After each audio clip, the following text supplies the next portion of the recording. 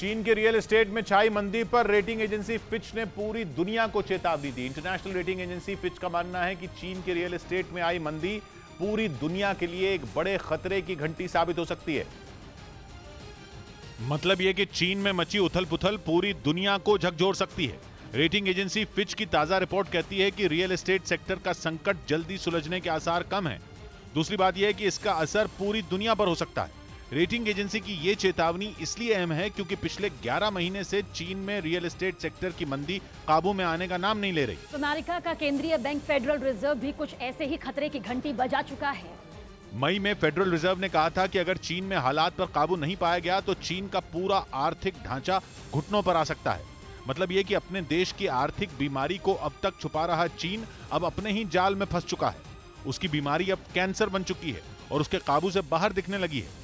जबकि चीन में रियल एस्टेट सेक्टर का संकट अचानक खड़ा नहीं हुआ। इसकी आहट करीब 1.5 साल से महसूस की जा रही थी, लेकिन आंकड़ों में करीब 11 महीनों से साफ दिख रही थी। ये एक ऐसा आर्थिक चक्र बन गया जिसकी चपेट में बिल्डरों से लेकर ग्राहक तक और ग्राहकों से लेकर बैंकों तक सभी आ गए।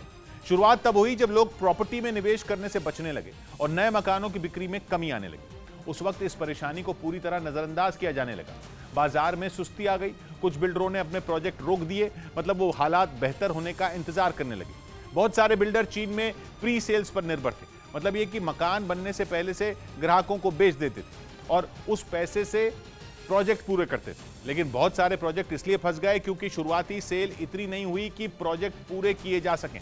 धीरे धीरे कई शहरों में बड़े बड़े बिल्डर इस जाल में फंस गए और बड़े बड़े प्रोजेक्ट ठप पड़ गए, जिसकी वजह से उन ग्राहकों ने भी रियल एस्टेट में पैसा लगाना बंद कर दिया जिनके सामने कोई संकट नहीं था। वो भी निवेश के लिए कोई दूसरे विकल्प ढूंढने लगे। नतीजा ये हुआ कि ठप हो चुके प्रोजेक्ट में जिन लोगों के फ्लैट थे उन्होंने बैंकों को अपने लोन की ईएमआई देना बंद कर दिया।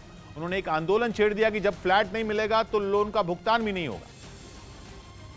ऊपर से चीन में कुछ सालों से रियल एस्टेट इस कदर धूम मचा रहा था कि बैंकों के रेवेन्यू का 20% हिस्सा लोन की ईएमआई से आ रहा था।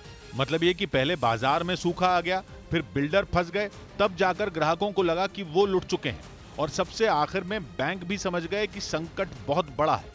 अब जाकर चीन की सरकार ये समझ रही है कि बैंक जिस तरह से फंस रहे हैं इसका असर पूरे चीन पर होगा। चीन की दुविधा ये है कि मुसीबत का हल निकालने के लिए वो कोई बेल आउट पैकेज भी नहीं दे सकता। दावा ये किया जा रहा है कि अगर बिल्डरों को बेल आउट पैकेज दिया गया तो भी बाजार में खरीदार आने मुश्किल होंगे और संकट सुलझने की बजाय और उलझता चला जाएगा। दूसरी तरफ अगर बैंकों को बेल आउट पैकेज दिया गया तो ईएमआई न चुकाने के लिए लोगों का साथ देने वाली बात होगी। इसीलिए अब चीन की सरकार पूरी तरह से दोष वहां के बैंकों के सिर मढ़ रही है और बैंक पूरी तरह लाचार दिखने लगे हैं। खबर है कि चीन की सरकार बैंकों पर दबाव बना रही है। उनसे कहा जा रहा है कि लोगों को कुछ महीने ईएमआई चुकाने से राहत दी जाए ताकि संकट सुलझाने के लिए कुछ वक्त मिल सके। लेकिन अगर ऐसा होता है तो ये और भी ज्यादा खतरनाक होगा, क्योंकि रियल एस्टेट तो इस कदम से सुधरेगा नहीं बल्कि बैंकिंग सिस्टम पर भी डूबने का खतरा बन जाएगा। इसीलिए पूरी दुनिया की एजेंसियां अब चीन की इस लापरवाही पर होशियार हैं। डर सता रहा है कि अगर दुनिया भर में चीन के बारे में यह राय बन गई कि उसकी अर्थव्यवस्था डूबने वाली है तो चीन में निवेश पहुंचना बंद हो जाएगा। अगर चीन में बड़ा आर्थिक संकट खड़ा हो गया तो पूरी दुनिया के निवेशकों में अफरा तफरी का माहौल बन जाएगा। दुनिया में बड़े से बड़े आर्थिक संकट इसी तरह से शुरू हुए हैं।